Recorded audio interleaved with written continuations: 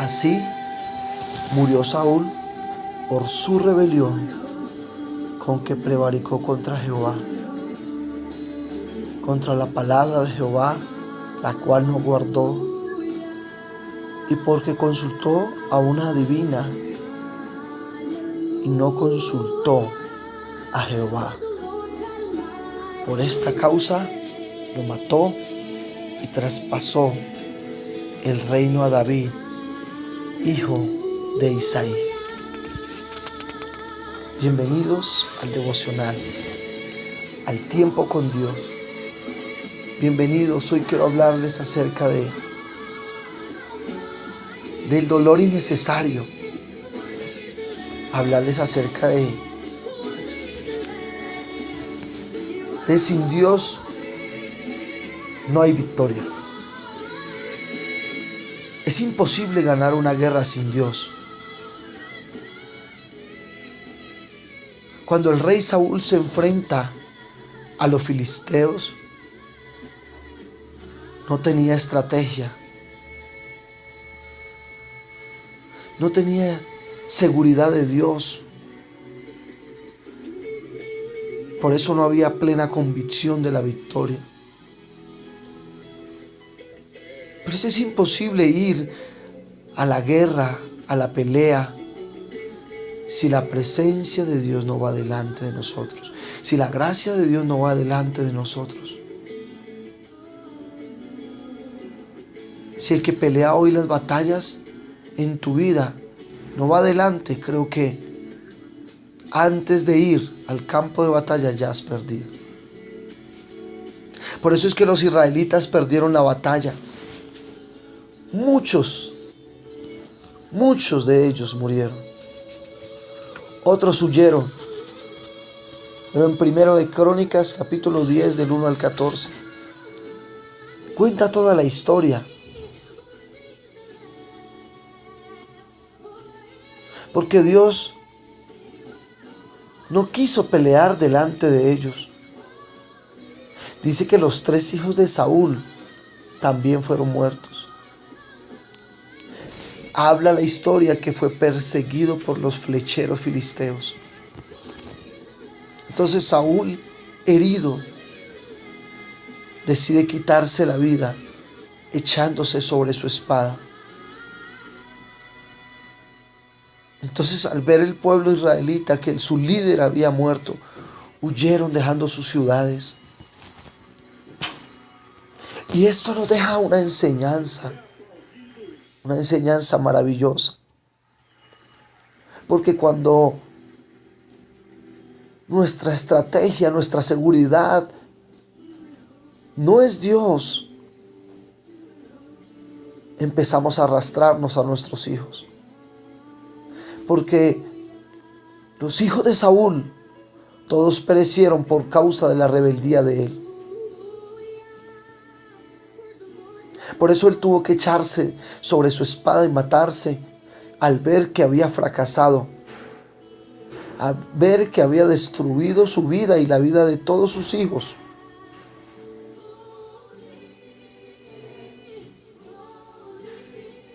Por eso él decide hacer eso. Huyeron todos, dejando sus ciudades, dejando sus hogares, dejando su familia. Entonces lo que hicieron fue que los filisteos vinieron y habitaron en sus casas. Los filisteos vinieron y habitaron en sus ciudades.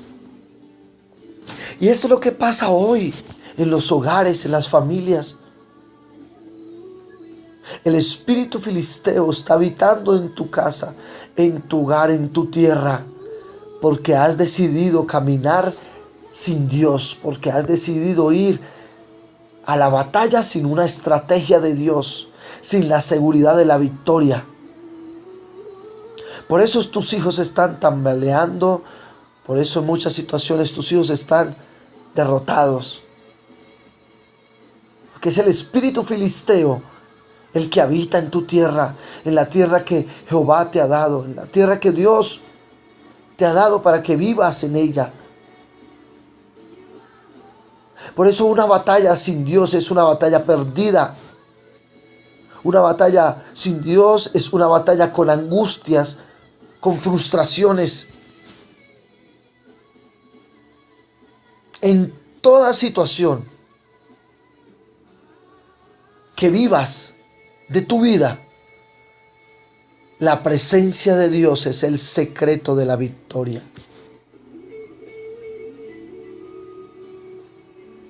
Todo trabajo, todo plan, toda carrera universitaria, todo don, todo lo que hagas, por pequeño o grande que hagas, se ejecuta con Dios. Y sin Él, estás destinado al fracaso. Estás destinado.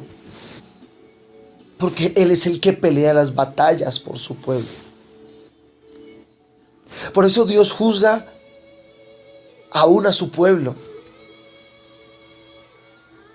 Quiero decirte esto, el rey Saúl no fue derrotado y muerto por los soldados filisteos, porque de pronto los filisteos hayan sido fuertes, sino que él fue derrotado porque Saúl, él pecó contra Dios desobedeciendo, siendo rebelde a aquel que lo había levantado como rey. Hay un dicho que dice que para caer se necesita estar arriba. Aquel que lo había levantado ya se olvidó de él. En vez de haber guardado la palabra de Dios. ¿Sabes qué dice en el versículo que te leí? Que él prefirió buscar y consultar a una divina.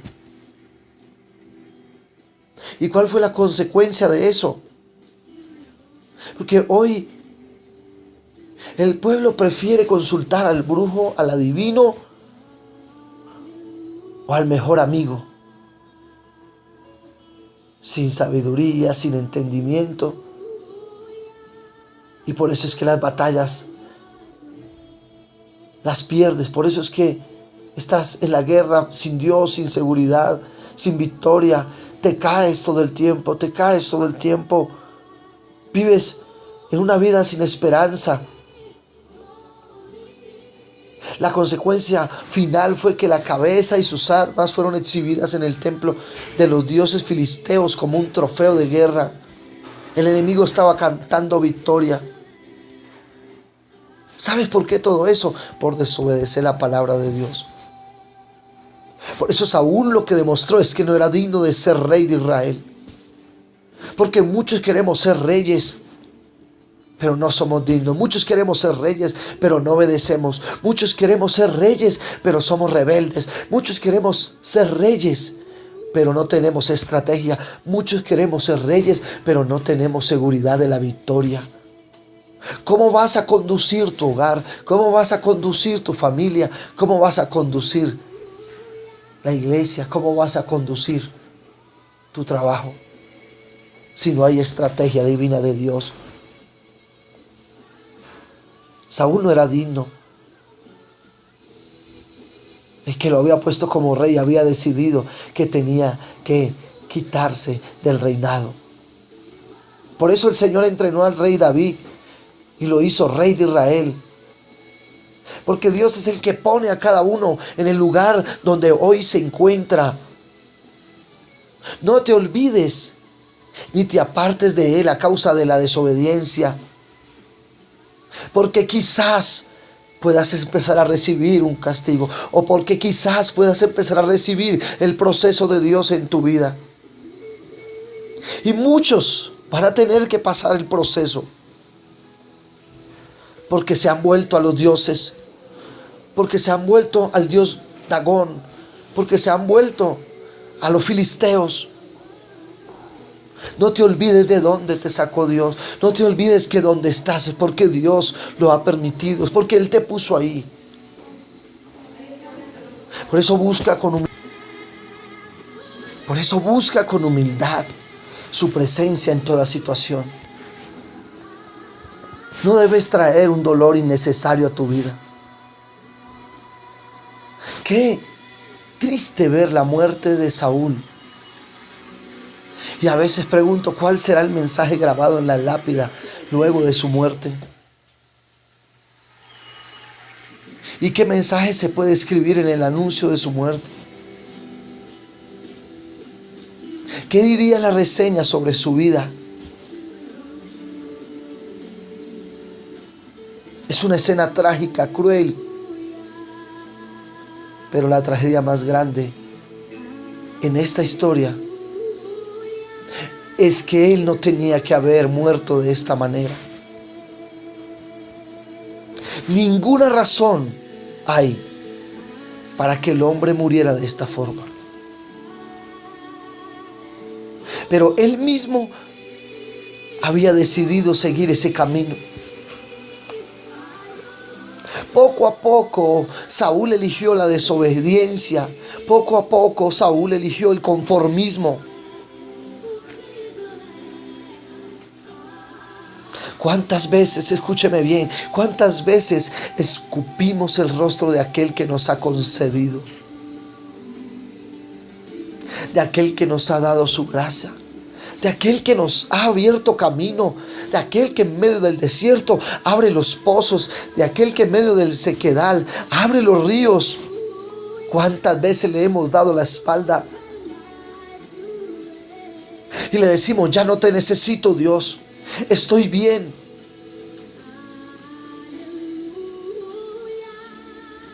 Y le decimos, Señor, tranquilo, hazte a un lado, quítate, porque viviré y moriré siendo el mismo, siendo la misma, bajo mi propia voluntad y no tu voluntad. Por eso, amados, no tenemos por qué sorprendernos de las consecuencias en la vida de Saúl. Porque hoy vivimos esto a diario en medio de las familias. ¿Quién fue el que optó por seguir el camino de la carne y no del espíritu? Saúl. No era necesario pasar por ese dolor.